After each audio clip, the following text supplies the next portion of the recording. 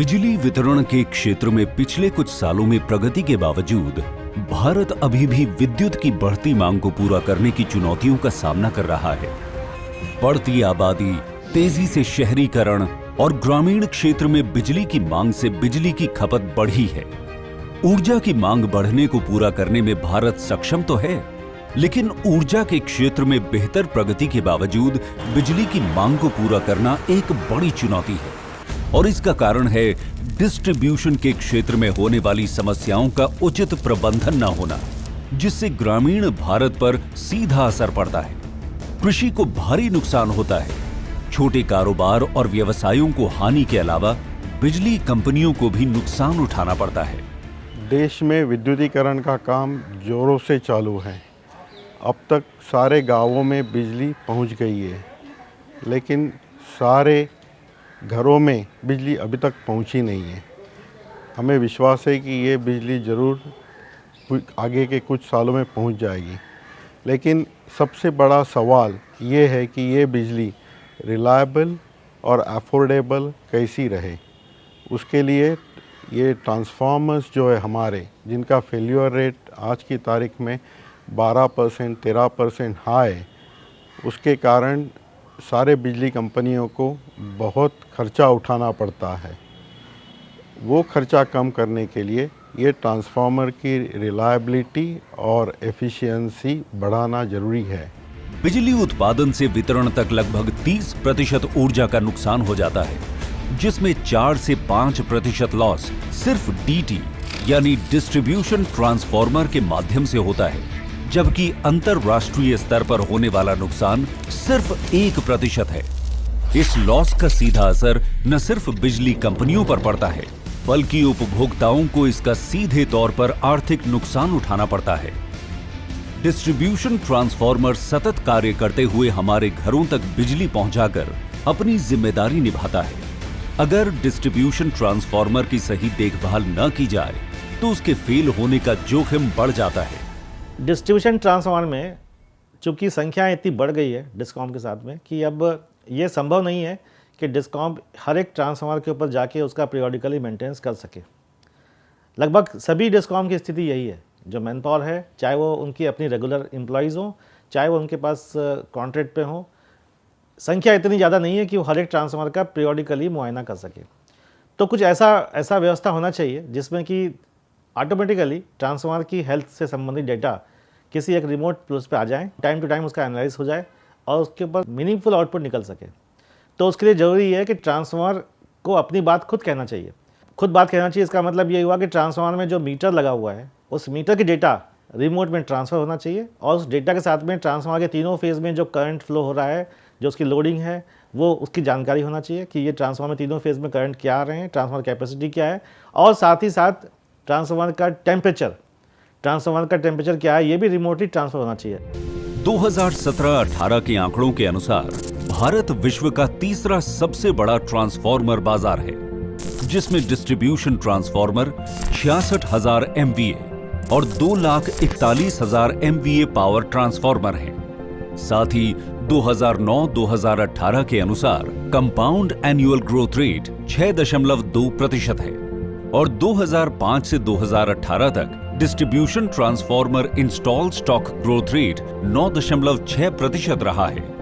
इसके साथ ही 9.6 मिलियन से अधिक डिस्ट्रीब्यूशन ट्रांसफार्मर 535 मिलियन केवीएस बिजली भारत को पहुंचाने का कार्य कर रहे हैं और कुल डिस्ट्रीब्यूशन ट्रांसफार्मर की एसेट वैल्यूएशन है 70,000 करोड़ रुपए।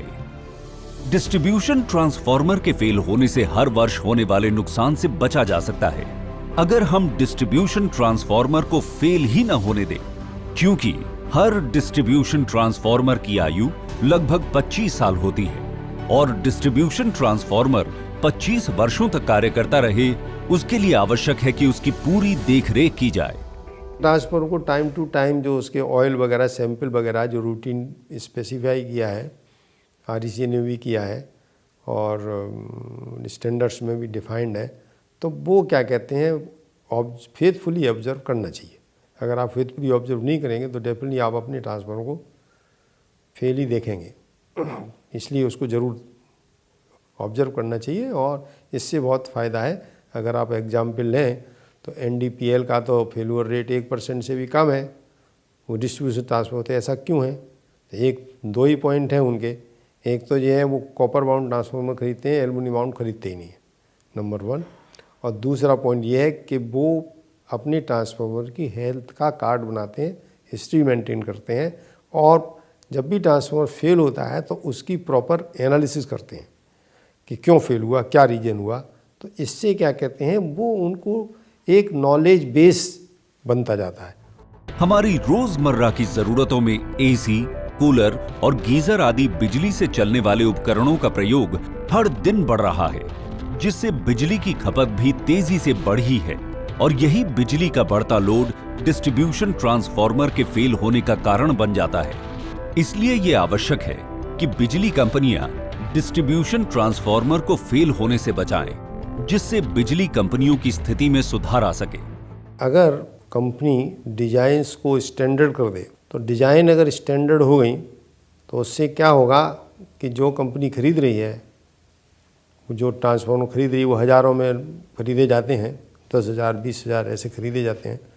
तो उससे क्या होगा, सारे डिज़ाइन, सारे मैन्युफैक्चरर एक ही डिज़ाइन का सप्लाई करेंगे, तो उसकी रिपेयर बहुत सस्ती हो जाएगी, फास्ट भी हो जाएगी, और ये आप रिलायबिलिटी उसकी ट्रांसफार्मर की मेंटेन करने में आपको बहुत ज़्यादा आसानी होगी।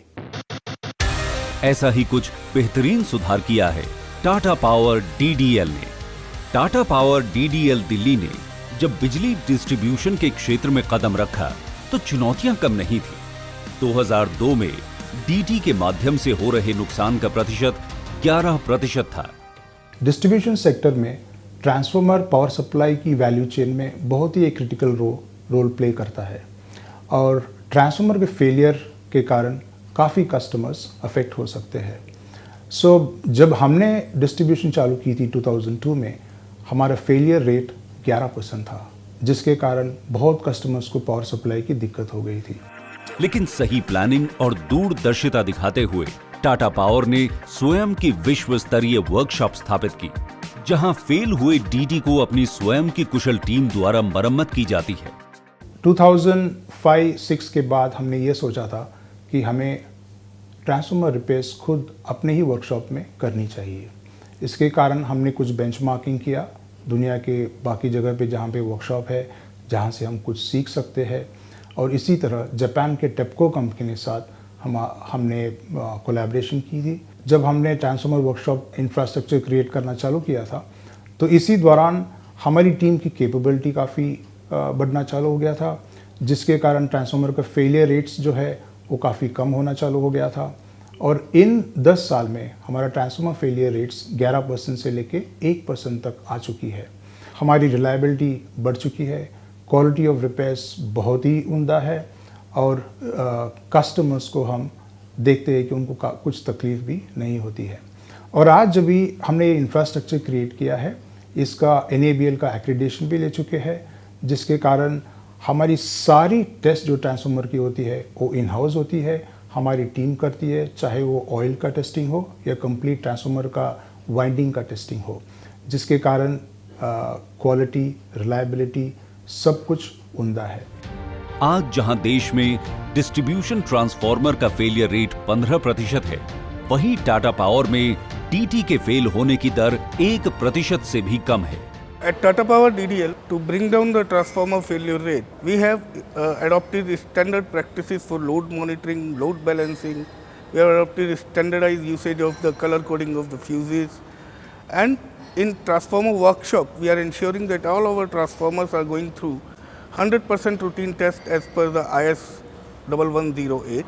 We also have well-established oil testing lab. There we can carry out all sort of testing as per IS 335. Some of the best practices to mention, we ensure that to ensure the uniform tightness of the transformer, gasket, top cover plate, we are doing torque management. 100% of our transformer are going through air pressure test to ensure that there is no open point for moisture to ingress. Then we also ensure that with respect to the aging of the transformer, we retire our asset on the life estimation on the basis of insulation paper and oil. So by adopting certain processes and best practices, we have been able to bring down our losses less than 1%, whereas national average is around 15%. So there is a lot of scope to bring down the transformer failure rate for in all other utilities if some standard processes and best practices can be adopted. ये एक शुरुआत है इस उम्मीद के साथ कि आने वाले समय में ऊर्जा के क्षेत्र में नई तकनीकों और समाधानों को अपनाकर बिजली के नुकसान को कम करके हर घर तक बिजली पहुंचेगी और विश्व पटल पर भारत अग्रणी पंक्ति में खड़ा नजर आएगा।